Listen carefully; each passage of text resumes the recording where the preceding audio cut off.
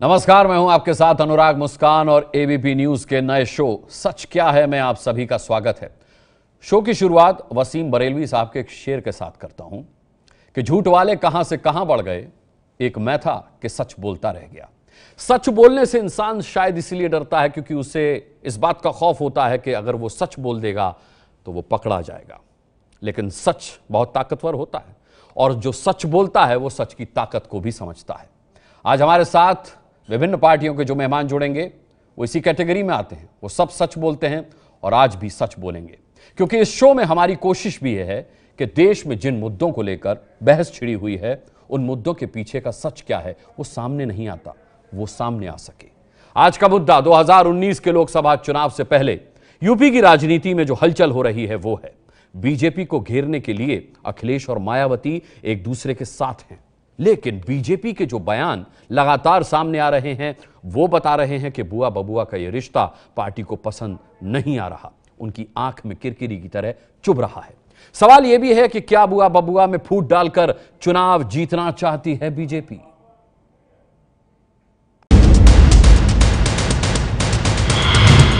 दो 2019 के चुनाव से पहले यूपी से बड़ी खबर।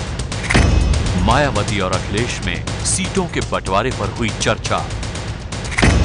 2 नंबर पर रहने वाली पार्टी को मिल सकती है सीट।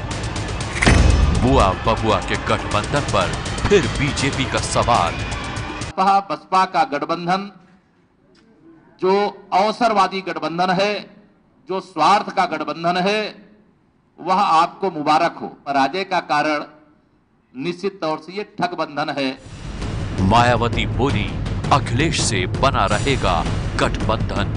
जो भी राज्यसभा का नतीजा आया है उससे सपा व बसपा की आई नजदीकी में तिल भर भी असर पड़ने वाला नहीं है और इससे अब आगे चलकर बीजेपी का ये षड्यंत्र इनको और भी ज्यादा महंगे पड़ने वाला है। बीजेपी बोली, बुआ को कुछ नहीं देंगे बबुआ। बहन जी, श्री अखिलेश यादव जी जो समाजवादी पार्टी के राष्ट्रीय अध्यक्ष, जब वो अपने पिताजी के नहीं हुए, उनको राष्ट्रीय अध्यक्ष की कुर्सी से हटा दिया, अपने चाचा जी के नहीं हुए, उनको मंत्री परिषद से बर्खास्त कर दिया, तो आपका क्या होगा वो भविष्य बताएगा।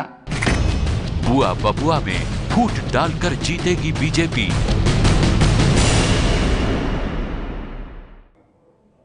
तो मुद्दा आपकी समझ में आ गया। आज का मुद्दा क्या है कि बीजेपी के अंदर बौखलाहट क्यों है, बुआ बबुआ यानी अखिलेश और मायावती के बीच फूट डालकर क्या जीतेगी बीजेपी। आइए चर्चा शुरू करें। उससे पहले जरूरी है कि आज चर्चा में कौन कौन शामिल है मैं इंट्रोडक्शन करा दूं। जीवीएल नरसिम्हा राव साहब हमारे साथ हैं, भारतीय जनता पार्टी से, अभी बीजेपी से राज्यसभा पहुंचे हैं। हमारे साथ सुधींद्र भदौरिया साहब हैं, बहुजन समाज पार्टी से, वरिष्ठ प्रवक्ता। हमारे साथ समाजवादी पार्टी से घनश्याम तिवारी हैं, वरिष्ठ प्रवक्ता, और कांग्रेस की वरिष्ठ प्रवक्ता प्रियंका चतुर्वेदी हमारे साथ हैं। सभी का मैं बहुत बहुत स्वागत करता हूं। और एक नियम हमने सच क्या है का बनाया है, मैं वो नियम आप सभी गेस्ट को बता देता हूं। वो नियम ये है कि आमतौर पर हम अक्सर डिबेट्स में देखते हैं कि कोई एक वक्ता बोल रहा होता है तो दूसरा उसे इंटरप्ट कर देता है। दुर्भाग्य ये होता है दर्शक का कि जब 2 लोग एक साथ बोलते हैं तो किसी एक को भी वो ठीक से सुन नहीं पाता, डिबेट खराब हो जाती है। हम कोशिश ये करेंगे कि हम अपनी डिबेट खराब ना करें। तो नियम हमने ये बनाया है कि अगर एक प्रवक्ता बोल रहा होगा, एक वक्ता बोल रहा होगा और दूसरा उसे इंटरप्ट करेगा तो इंटरप्ट करने वाले का फेडर हम डाउन कर देंगे। ये नियम हमने इसलिए बनाया है क्योंकि हम एक स्वस्थ बहस कर सकें और सभी को हम मौका दें बराबर से बोलने का। अगर किसी एक वक्ता के किसी कथन पर दूसरे को आपत्ति है तो अपनी बारी आने पर वह आपत्ति दर्ज करा सकता है, लेकिन बीच में टोका टाकी ठीक नहीं है। और मैं जानता हूं कि मेरे जितने मेहमान हैं वो मुझे इस नियम का इस्तेमाल नहीं करने देंगे। तो सबसे पहले राज्यसभा जाने के लिए जीवीएल नरसिम्हा राव साहब आपको बहुत बहुत बधाई। और सबसे पहला सवाल भी यही कि जब उत्तर प्रदेश में अखिलेश और कांग्रेस का यानी समाजवादी पार्टी और कांग्रेस का गठबंधन खारिज कर दिया लोगों ने आपके बिना कुछ कहे, तो फिर अब मायावती और अखिलेश के गठबंधन पर आपको इतनी तकलीफ क्यों हो रही है, आपको इतनी परेशानी क्यों हो रही है कि कभी योगी जी कहते हैं कि अखिलेश केवल ले तो सकते हैं, दे कुछ नहीं सकते, कभी मौर्य साहब कहते हैं कि ये गठबंधन नहीं ठगबंधन है। क्या इस गठबंधन में फूट डालकर जीतने का प्लान बना रहे हैं आप? सच क्या है?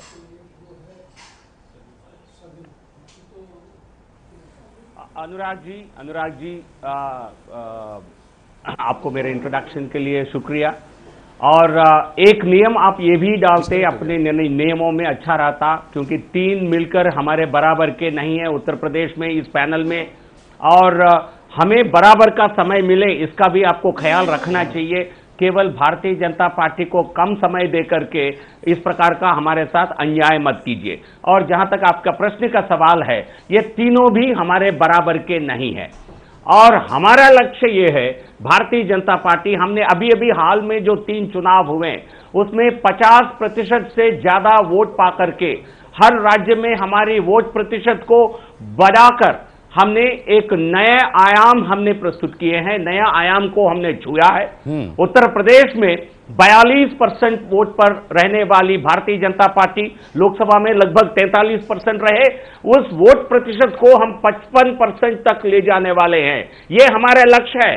इस लक्ष्य में हम पूरी तरह सक्षम होंगे, साकार होंगे, इस प्रकार के कॉन्फिडेंस हमें है। पहले 2 लोग साइकिल पर बैठ करके देखा है, आपका अनुमान था पत्रकार की तरह, आपके चैनल पर ये चर्चा हुआ 300 सीट पाएंगे कांग्रेस और सपा मिलकर, और फाइनली अंत में क्या हुआ देश की जनता जानती है। तो इसलिए उनके एकजुट होने से हमें कोई परेशानी नहीं है, बट लेकिन एक राजनीति में होने के नाते जब सवाल पूछा जाता है हम जरूर उसका जवाब देंगे। ये ठगबंधन है, ये बिल्कुल सच्चाई है, बट लेकिन हमारा जो फोकस है वो हमारे वोट प्रतिशत को बढ़ाने का, जनाधार को बढ़ाने का, ये हमने कर दिखाया है। 18% से 2009 के लोकसभा में 18% हमारी वोट प्रतिशत थी, उसको हमने 5 साल में 42% किया है। तो 42 को 55 करने में हमारे लिए बहुत मुश्किल नहीं होगा, पर फिर भी हम हर तरह का प्रयास करेंगे। 42 से आप 55 करने जा रहे हैं, लेकिन आप भी एक सफोलॉजिस्ट रहे हैं जीवीएल। मुझे लगता है गणित गुणा भाग तो आपने भी किया होगा, क्योंकि एबीपी न्यूज़ ने यह आंकड़ा भी निकाला है कि अगर समाजवादी पार्टी और बहुजन समाज पार्टी 2014 का चुनाव साथ में मिलकर लड़ते तो क्या होता, 2017 का चुनाव साथ में मिलकर लड़ते तो क्या होता, और आगे अगर लड़ेंगे तो क्या होगा। भारतीय जनता पार्टी कहीं नजर नहीं आती है। देखिए कुल 80 सीटें हैं। मैं सुनिए, मैं आंकड़े दिखा रहा हूं। बीजेपी प्लस 37 और एसपी बीएसपी अगर होते 7 तो 41 आते, 41, कांग्रेस 2, ये आंकड़ा है। अगर ये 7 होते तो 2014 में, मैं जीवीएल आगे का आंकड़ा भी आपको दिखाऊंगा कि 2017 में ये 7 होते तो क्या उत्तर प्रदेश में आपकी सरकार बन पाती। 2014 का आंकड़ा हम दिखा रहे हैं। 2000 ये देखिए 80 सीटों में से अगर 2014 में तीनों 7 होते, जिनको आप अपने से कम बता रहे हैं, तो बीजेपी प्लस 24 पर रह जाती, एसपी बीएसपी और कांग्रेस 56 सीटों पर आती। आपने डिबेट की शुरुआत में कहा कि ये तीनों आपसे कम हैं। मैंने आपको साबित कर दिया कि ये तीनों आपसे बड़े हो जाते अगर 2014 में 7 होते जीवीएल। इस पर एक छोटी सी टिप्पणी चाहिए आपकी, फिर आगे बढ़ता हूं। हंसिए मत, आप भी सेफोलॉजिस्ट हैं। आपने ऐसे ही आंकलन करके, नहीं अनुराग जी आप बदल नहीं, लेकिन दिक्कत यह है आपने ऐसे ही गणित करके निकाला था विधानसभा चुनाव में, सपा का 28%, कांग्रेस का 14%, मिलकर उनको 300 सीट पार करेंगे विधानसभा में, यही आंकलन था तब भी। ये कागजी आंकड़े सही नहीं साबित हुए हैं जब परिस्थितियां बदलती है। आज वो परिस्थितियां बदलने की परिस्थितियां हैं, और देश की मिजाज, उत्तर प्रदेश की मिजाज भारतीय जनता पार्टी के और अधिक हुआ है, और इसलिए हमें 55%। आज आपको बहुत अतिशयोक्ति लगेगी, जब मैं लोकसभा में ये कहा था, आपके चैनल पर मैंने 300 के दावा किया था, विधानसभा में आप सब हंस रहे थे। हमने कहा कि 325 तक हम जा सकते हैं। नहीं, तो इसलिए कौन हंसाता, कोई नहीं हंसाता। नहीं, इस प्रकार का अहंकार नहीं होना चाहिए। जी बिल्कुल, हमें 55% पाने के लिए बहुत परिश्रम करना चाहिए, हम कर दिखाएंगे। ठीक है, परिश्रम आप करेंगे 42 से 55 जाने के लिए। लेकिन सुधींद्र भदौरिया साहब, सवाल ये उठता है कि जिस तरीके से ये सीट राज्यसभा की आपके खाते से बाहर गई, उसके बाद मिश्रा जी बाहर आए और उन्होंने बीजेपी पर धन बल से इस चुनाव को जीतने का आरोप लगाया। उन्होंने कहा कि हमारे 2 कैंडिडेट्स को जेल से आकर के मतदान करने नहीं दिया गया। उन्होंने कहा कि एक दलित कैंडिडेट खड़ा था, बीजेपी की दलित विरोधी छवि है, तो ये भी उसकी मुखर हुई है छवि इससे। जिस तरीके से बीएसपी को पहली बार मुखर देखा गया, आक्रामक देखा गया, क्या आपको लगता है कि आप इससे पहले कभी आक्रामक नहीं रहे? और ये आक्रामक तेवर आपको अपनाने पड़ेंगे, या आपको अब जाकर एहसास हुआ है? सुधींद्र भदौरिया जी।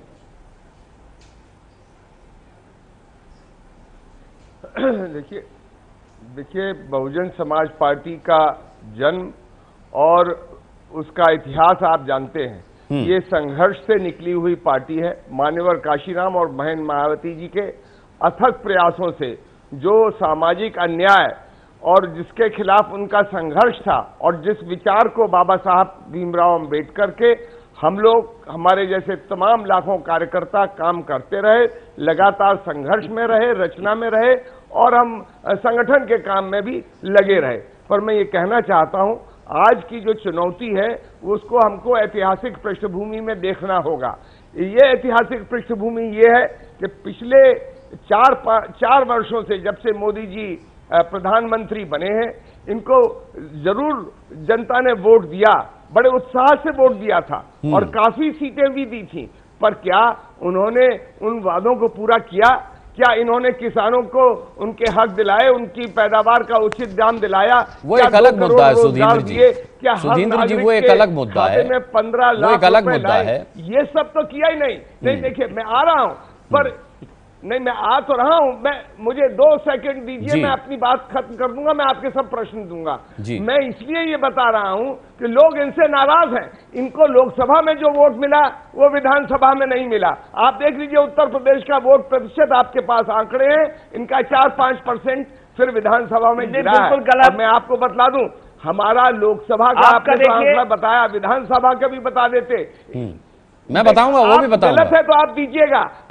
अरे आप काहे के लिए बीच में इंटरप्ट कर रहे हैं? आपको जरा सा आपका अहंकार अभी यहाँ पे अभिव्यक्त मत कीजिए, अहंकार अपना सत्ता में रहने के कारण। आपके जैसे तमाम सत्ता में आने वाले लोगों को है और इस बार आपका हश्र उससे भी ज्यादा बुरा होगा। मैं आपको बतला दूं, मैं आपको कहना चाहता हूं कि हम लोगों का समाजवादी पार्टी का और बहुजन समाज पार्टी का मिला के दोनों का वोट 45%, इनका 39.9%। इनसे हम दोनों अकेले ही 6% ऊपर है। और मैं आपको एक चीज और बतला दूं, इस विधानसभा के अंदर अब आने वाले लोकसभा के अंदर जीवीएल ये आपके लिए खतरे की घंटी है, क्योंकि सुधींद्र भदौरिया साहब को इतने जोश में मैंने इससे पहले कभी नहीं देखा। मूर्तियों की तोड़ने की घटना जी रोज। और अगर पार्टी के वरिष्ठ नेता और प्रवक्ता इतने जोश में हैं तो समझा जा सकता है बहन जी कितने जोश में होंगी। हम लगातार जानने की कोशिश कर रहे हैं कि आखिर सच क्या है। मुद्दा यह है कि क्या अखिलेश और मायावती में फूट डालकर जीतेगी बीजेपी? घनश्याम तिवारी समाजवादी पार्टी से हमारे साथ हैं।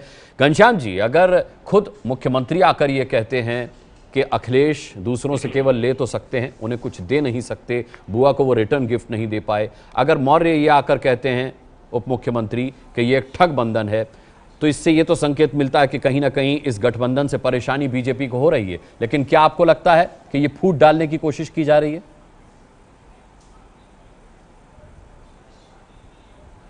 देखिए, कतील जी की एक कविता है जिसकी कुछ पहली पंक्ति है, खुला है झूठ का बाजार आओ सच बोलें, न हो बला से खरीदार आओ सच बोलें। उप मुख्यमंत्री मुख्यमंत्री दोनों अपने गृह क्षेत्र में हार चुके हैं। उप मुख्यमंत्री एक जेल में एक क्रिमिनल है, उनकी मदद लेते हैं फिर भी हार जाते हैं। कहते हैं कि व्रत कर रहे हैं लेकिन मिठाई खाते हुए मुख्यमंत्री दिखाई देते हैं।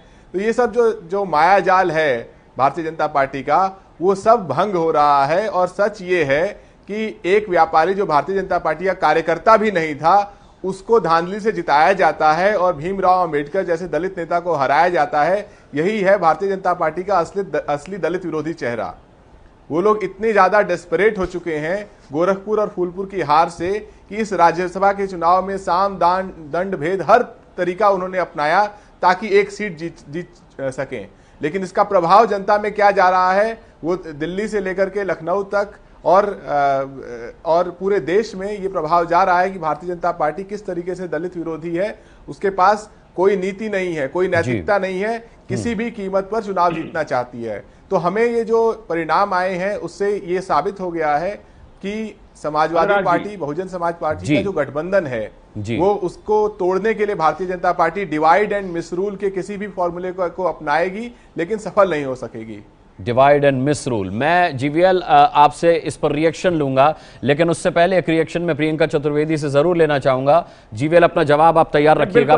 जी प्रियंका, मैं आपसे जानना चाहूंगा। जी मैंने पहले ही कहा आपको, मैं आपको पूरा जी 3 वर्सेस 1 नहीं, मैं आपको पूरा मौका दूंगा। मैं अभी प्रियंका चतुर्वेदी का कोई रिएक्शन नहीं हुआ है। ये दो नहीं, एक बाद में उनको मौका दीजिए, क्योंकि सपा बसपा एक भी रिएक्शन नहीं हुआ है। विषय है, इसलिए मैं अभी इंटरव्यू करना चाहता हूं, क्योंकि दलित की राजनीति जो हो रही है, दलित आप कितने आपको वंचित कर रहे हैं बसपा। इसका उदाहरण मैं उनको एक्सपोज करना चाहता हूँ, मैं आपको एक्सपोज करना चाहता हूँ। ठीक है, कीजिएगा। बड़ी दलित प्रेमी आपके साथ बैठे हैं भदौरिया जी। मैंने पहले बता दिया था, टोका टोकी मत कीजिए। करने दीजिए, ठीक है। प्रियंका डिवाइड एंड मिसरूल का नाम दिया है घनश्याम तिवारी ने इसको, कि Bharatiya Janata party divide and मिसरूल कर रही है। जीवीएल आऊंगा तब आप बोलिएगा, पूरा बोलिएगा। प्रियंका देखिए, सबसे पहले तो अनुराग जी, आपको, सारे दर्शकों को, देशवासियों को और मेरे पैनल में सारे जो भी मेहमान बैठे हैं उन सबको रामनवमी की बधाई देना चाहती हूँ और शुभकामनाएं देना चाहती हूँ। और मैं खास करके शुभकामनाएं अपनी जीवीएल राव जी को देना चाहती हूँ, जो हाल ही में राज्यसभा के एमपी भी बने हैं।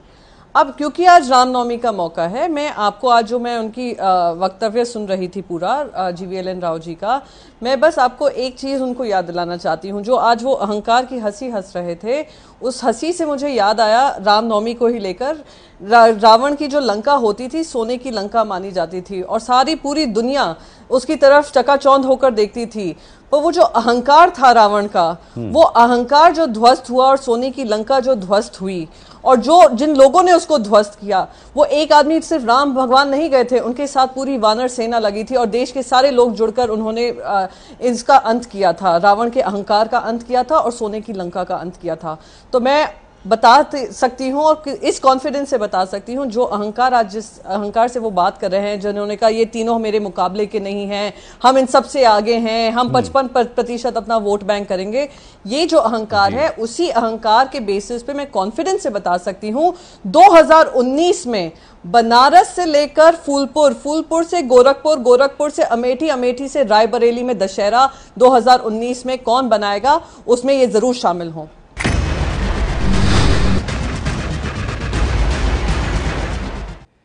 क्या अखिलेश और मायावती में फूट डाल करके जीतेगी बीजेपी, इस मुद्दे पर हम चर्चा कर रहे हैं। और ब्रेक पर जाने से पहले घनश्याम तिवारी ने बीजेपी पर दलित विरोधी होने का आरोप लगाया और प्रियंका चतुर्वेदी ने साफ तौर पर कहा कि गठबंधन में फूट डालना बीजेपी की मजबूरी है, क्योंकि वो जानती है कि बिना ऐसा किए वो नहीं जीत सकती।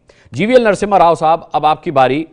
सबसे पहले मैं आपसे ये जानना चाहूंगा कि भाई, समाजवादी पार्टी का कैंडिडेट तो राज्यसभा गया है, लेकिन बावजूद उसके वो बीएसपी की भाषा बोल रहे हैं। ये भाषा बीएसपी की थी कि आप दलित विरोधी हैं, अंबेडकर को हराया आपने।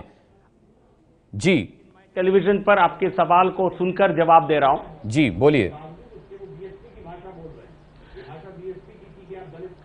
नहीं अनुराग जी, आपकी आवाज ओबी के टेक्निकल प्रॉब्लम के कारण सुनाई नहीं दे रही है, लेकिन मैंने आपके प्रश्न को टेलीविजन पर सुनकर जवाब दे रहा हूं।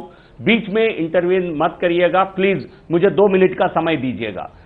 यहां जो पार्टियां, मुझे बहुत अच्छा लगा, एक राजनीतिक मजबूरी को ये तीनों दल एक मजबूती गठबंधन की नाम देने के लिए बहुत प्रयास कर रहे हैं। ये इनका एक राजनीतिक अस्तित्व को बचाने की लड़ाई है। बसपा की क्या हाल हुआ, लोकसभा में एकमात्र सीट जीत नहीं पाई। कांग्रेस को सपा के साथ पसंद थी, इसलिए जनता ने केवल कांग्रेस को 7 ही सीट दिए हैं उत्तर प्रदेश में। और इनकी भाषा पर गौर करिए, मुझे बहुत अच्छा लगा। प्रियंका जी मेरे मित्र, वो क्या किस प्रकार की आज एक साध्वी प्रियंका जी की तरह प्रवचन कर रही है।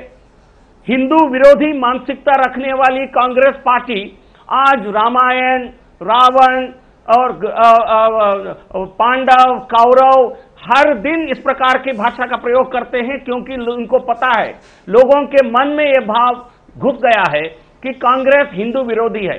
भगवान राम थे नहीं, इस प्रकार की एफिडेविट सुप्रीम कोर्ट में फाइल करने वाली कांग्रेस पार्टी आज भगवान राम के गुणगान गा रही है। मुझे बहुत अच्छा लगा।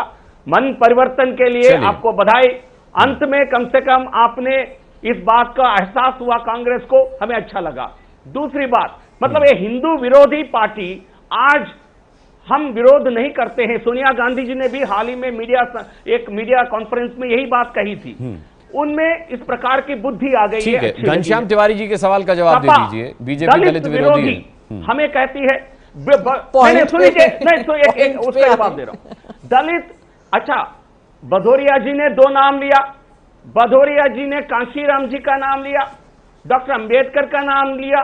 मैं उनसे पूछना चाहता हूं, मैं अभी उत्तर प्रदेश से संसद चुन के आया हूं, इसलिए मुझे कोई आपसे मुझे जानकारी प्रदेश का भी है। सहारनपुर में एक मेडिकल इंस्टीट्यूट या हॉस्पिटल का जो नाम था, मेडिकल कॉलेज का, कांशीराम जी के नाम पे जो मायावती जी ने वहां मेडिकल इंस्टीट्यूशन का नाम कांशीराम जी के नाम पे रखा, उनको बदलकर इन्होंने वोट बैंक राजनीति किया है सपा ने।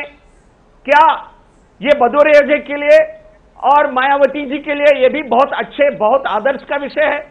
दूसरी बात, डॉक्टर अंबेडकर के नाम पर जो यूनिवर्सिटी चलती थी लखनऊ, उसके नाम को बदलकर अखिलेश जी वोट बैंक राजनीति किए है। क्या कितनी दलित प्रेमी है समाजवादी पार्टी? डॉक्टर अंबेडकर उनके नाम पर कोई संस्था का रखना उनके लिए मंजूर नहीं है। कांशीराम जी से पचते नहीं है। क्या किस प्रकार की समझौता है ये? चलिए मैं जवाब एक राजनीतिक मजबूरी को एक मजबूत गठबंधन के नाम देने की एक कोशिश नहीं कर रहे। ठीक है सुधींद्र भदौरिया साहब, योगी ने भी शायद मायावती जी को यही संदेश दिया था कि खाई में गिरने से पहले अगर ठोकर लगे तो समझ जाना चाहिए, और उन्होंने कहा था समझदार के लिए इशारा काफी है। उसी बात को थोड़ा विस्तार से जीवीएल नरसिम्हा राव समझाने की कोशिश कर रहे हैं कि आप जिनके साथ खड़े हैं वो कभी दलित प्रेमी नहीं रहे।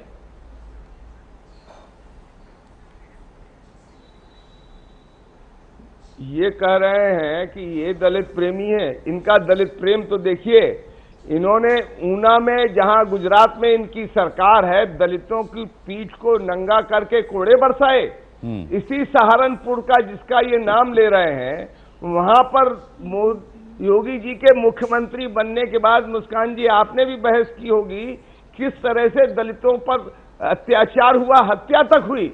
और इसी प्रकार से क्या रोहित वेमुला के साथ इन्होंने क्या किया, और फिर देश के अन्य स्थानों में क्या किया, उत्तर प्रदेश में कैसे बाबा साहब की मूर्तियां तोड़ी जा रही हैं। इनको तो बाबा साहब भीमराव अंबेडकर के नाम से इतना ज्यादा नाराजगी है कि नहीं, आज ही मोदी जी ने मन की बात में कहा कि वो न्यू इंडिया से अंबेडकर के सपनों का भारत बनाएंगे। क्या बात कर रहे हैं अच्छा, वो नहीं, उसको जीतने भी नहीं देना चाहते हैं, उसको जीतने भी नहीं देना चाहते हैं। हमने बनाया बहुजन समाज पार्टी का एक कार्यकर्ता जिसका नाम भीमराव, इतना ज्यादा इनको इससे विरोध है, जितना ज्यादा इनको उनसे परहेज है कि उनके जीत में भी इनको परेशानी हो गई, और एक पूंजीपति को जिता दिया, एक धन्ना सेठ को जिता दिया। इससे इनका आप जिस पार्टी के साथ हाथ मिल रहे हैं, उन्होंने बाबा साहेब को खुद हराया था, यादव के नेतृत्व में काम कर खुद डॉक्टर अम्बेडकर को हराया था।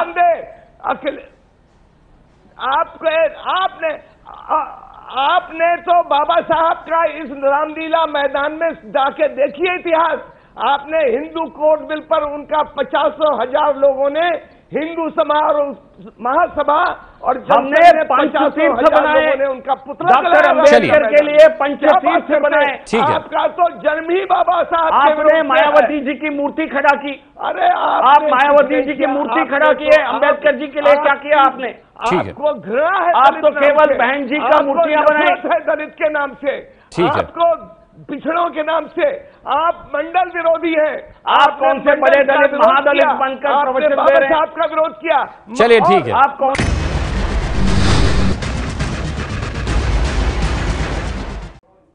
चलिए चर्चा को आगे बढ़ाते हैं। क्या अखिलेश और मायावती में फूट डालकर जीतेगी बीजेपी? मेरा सवाल घनश्याम तिवारी से है। घनश्याम तिवारी जी, आपने बीजेपी के दलित प्रेम पर सवाल उठाया, बदले में जीवीएल नरसिम्हा राव ने कहा कि जिनके घर शीशे के होते हैं वो दूसरों के घरों पर पत्थर नहीं बरसाते।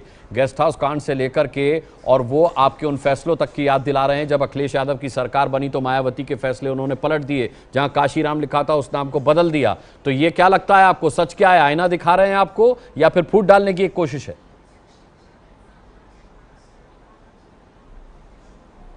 देखिए, मैंने जैसा कहा कि divide and मिसरूल Bharatiya Janata party की नई नीति है, जो अंग्रेजों की नीति डिवाइड एंड रूल से एक कदम आगे है। 4 साल से ये सरकार, लेकिन सच तो ये भी है कि आपने काशीराम का नाम बदल करके वहां अपना नाम लगाया, आपने मायावती के फैसले पलटे, सच तो ये भी है।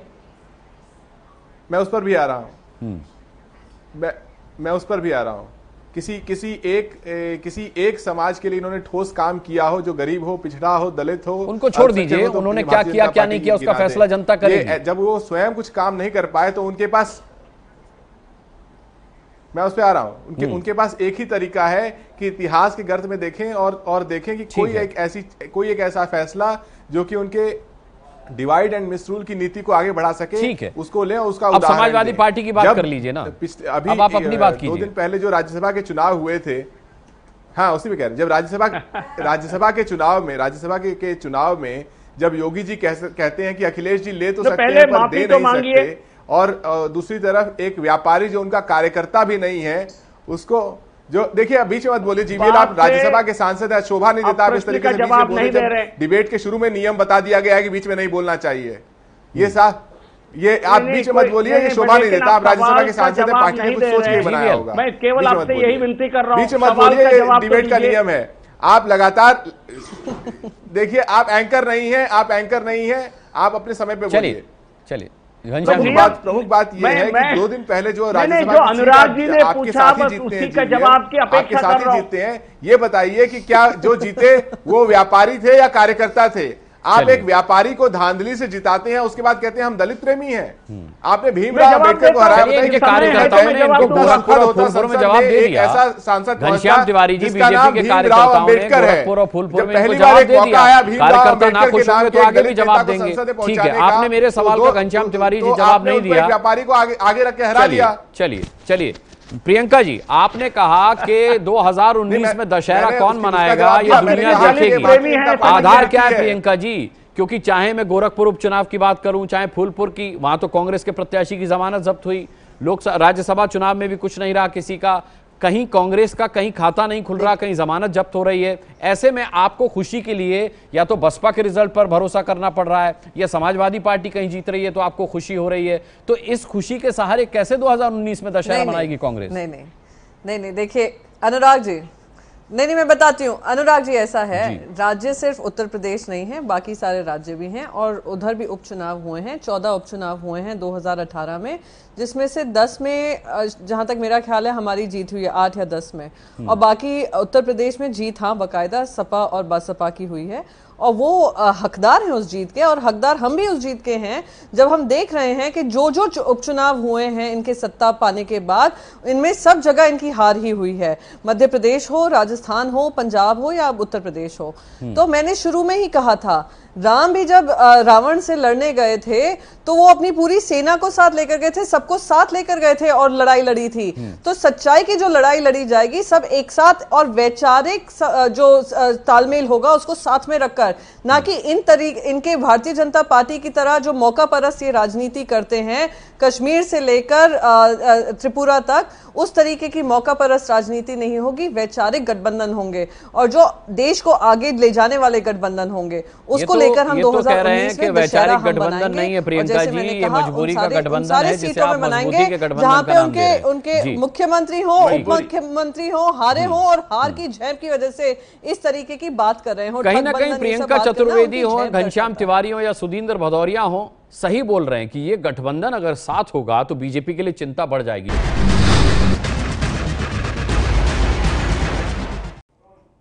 चलिए, जीवीएल नरसिम्हा राव साहब बहुत अच्छे सेफोलॉजिस्ट भी हैं। एक आंकड़ा उन्हें मैं दिखाता हूं कि जिस पैटर्न पे 2017 में वोट पड़े थे, अगर उस पैटर्न पे 2019 में वोटिंग हो गई और एसपी बीएसपी साथ लड़े तो देखिए एसपी बीएसपी 45 हो जाते हैं, बीजेपी 34 पर रह जाती है और कांग्रेस को मिलती है 1 सीट। और अगर एसपी बीएसपी और कांग्रेस एक साथ आ जाएं तो फिर तस्वीर यह बनती है कि तीनों के मिलाकर के 61 और बीजेपी रह जाती है 19 पर। क्या यह सच नहीं है जीवीएल नरसिम्हा राव साहब कि इस ताकत को आप जानते हैं कि अगर लकड़ियों का गट्ठर बन जाए तो उसे तोड़ना मुश्किल होगा और उसी को तोड़ने की आप कोशिश कर रहे हैं? ये तो आंकड़े आप भी जानते होंगे। नहीं अनुराग जी ये सारे दल अलग अलग भी चुनाव लड़ते, हम इनको बहुत ही सीरियसली चुनाव को लड़ते। हम कभी भारतीय जनता पार्टी किसी भी चुनाव को और किसी भी दल को हल्के से नहीं लेती है। हम हर चुनौती को अभी तो आपने शुरू में कहा था कि ये तीनों आपके बराबर नहीं है जी, और हर राज्य में हम हल्के से नहीं लेता। 50 शुरुआत में है नहीं, फिर भी नहीं, फिर भी हम हल्के से नहीं लेंगे। वो उनको 15% वोट मिलने वाली है, तब भी हम चुनाव को अंतिम वोट के लिए हम प्रयास करेंगे। हम किसी चुनाव को किसी दल को हल्के में नहीं लेते हैं, बट इसका मतलब ये नहीं हम उनकी हकीकत को नहीं जानते हैं। ठीक है, बट लेकिन हकीकत क्या है? घनश्याम तिवारी कुछ कहना चाह रहे हैं। घनश्याम तिवारी, हमारे वोट प्रतिशत को बढ़ाने के लिए एक सकारात्मक राजनीति करते हैं। जी घनश्याम जी, देखिए जीवीएल की पार्टी ऐसी है कि वो ट्विटर के पोल को भी हल्के में नहीं लेती है। वो ट्विटर के पोल में पीछे रह जाती है और उसके पीछे पड़ जाती है। बड़ी बात क्या है? बड़ी बात यह है कि गोरखपुर में जो चुनाव हुआ, फूलपुर में जो चुनाव हुआ, वहां पर अगर आप अंक गणित को जोड़ भी देते तो भी भारतीय जनता पार्टी को ज्यादा वोट आए होते 2019 में, 2018 में। ठीक है, सुधींद्र जी एक आखिरी रिएक्शन आपका भी। सुधींद्र जी, सामाजिक तबका उनके खिलाफ हो गया है। ये वो तबका है जो सामाजिक तबका खिलाफ हो गया बीजेपी के। सुधींद्र जी, देखिए आखिरी रिएक्शन ये है मेरा, देखिए आखिरी रिएक्शन ये है कि क्योंकि भारतीय जनता पार्टी के लिए हर चीज जुमला है, इसलिए जनता ने फैसला किया। तो दीजिए जी, जनता ने फैसला किया है। प्रियंका, क्या ये आपकी राजनीतिक मजबूरी है या वैचारिक तालमेल है कि आप इस गठबंधन में बने रहेंगे और आप ये जानते हैं कि अकेले के दम पर कुछ नहीं होगा, तो मिलकर साथ लड़ना और बीजेपी के खिलाफ लड़ना ज्यादा श्रेयस्कर रहेगा? प्रियंका, देखिए, गठबंधन की राजनीति एक देश की हकीकत है, इस प्रजातंत्र की हकीकत है, और आप नरेंद्र मोदी को इतना बड़ा ना माने कि उनकी वजह से ये गठबंधन हो रहे हैं। गठबंधन देश की हकीकत रहा है। 10 साल हमने सरकार चलाई है। भारतीय जनता पार्टी की भी सरकार, यूपी में समाजवादी पार्टी और कांग्रेस का गठबंधन जनता खारिज कर चुकी है। जो इनकी सरकार है, अभी भी जो इनकी सरकार है, उनके साथ उनके गठबंधन, उनकी पार्टी साथ में शामिल है। और ये अलग बात है कि टीडीपी और शिवसेना इनसे अलग नहीं है। चलिए, मैं बहुत बहुत शुक्रिया करना चाहूंगा। आज सच क्या है में इतना ही। सच दरअसल ये है कि भारतीय जनता पार्टी जानती है कि गठबंधन अगर साथ आता है तो जरूर कहीं ना कहीं उसे डेंट देगा, और गठबंधन ये जानता है कि अगर ये मजबूरी का सौदा हुआ तो हमारी हवा निकलते देर नहीं लगेगी। तो किसी तरीके से ये कोशिश की जा रही है कि वैचारिक गठबंधन में इसे तब्दील किया जाए।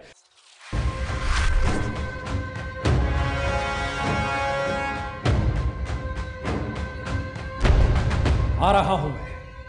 ये है एबीपी न्यूज, आपको रखे आगे।